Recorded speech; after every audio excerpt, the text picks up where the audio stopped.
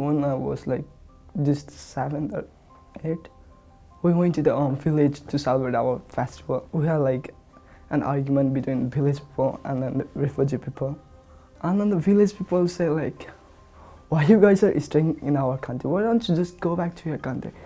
And I was like, no, I'm not, this is my country too, because I'm born here. I was like, why would I go anywhere if I'm born here?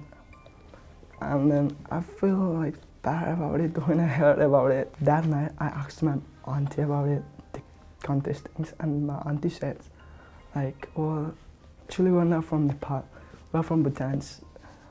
We used to live in Bhutan, but the Bhutan's government doesn't want us to live there, and they want to kick us out of their countries. And then they started killing the peoples, and then my aunties and families just ran away from there, and they got to the Nepal, but the Nepal government didn't accept them. They had to being as a refugee there. I stayed there for like 14 years, but my parents lived there like almost 25 years, I think. One day we hear about like the IOM's things. They want to make us as their country citizens. And then they had like processing things, and we decided to move to the US, and then we just came to the US.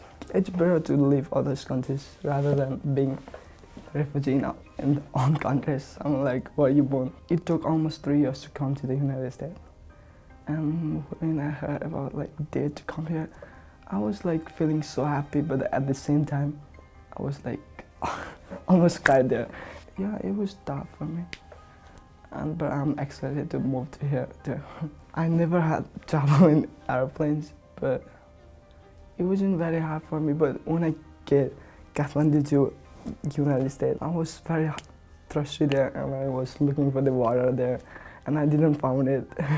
And I asked the one American man, where's the water here? And he just showed me. It was just right inside of me. I was like so feeling, embarrassed, because I never saw the water fountain before in camp. When I get to the park, it was like really, really cold outside. When I get to the out of the airport, I was like almost freeze.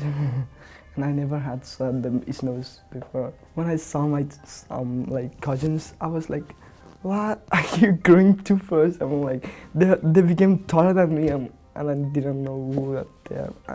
And one of my cousins just came to tap me. Hey, she said like, hey. I was like, who are you? I don't know. It was like totally different from the camp. I'm like, in camp we just live in little small house, but in here it was like big apartment. I started school from the February 14. I can remember that because it's Valentine's Day. It was Valentine's Day, and then my first day of school was like kind of very hard for me. I'm like, I didn't know how to say like, may I go to the bathroom, things like that. And I cannot even understand what they are talking about. Like back in our country, we had English classes, but the teachers didn't speak like so fast like the American people there.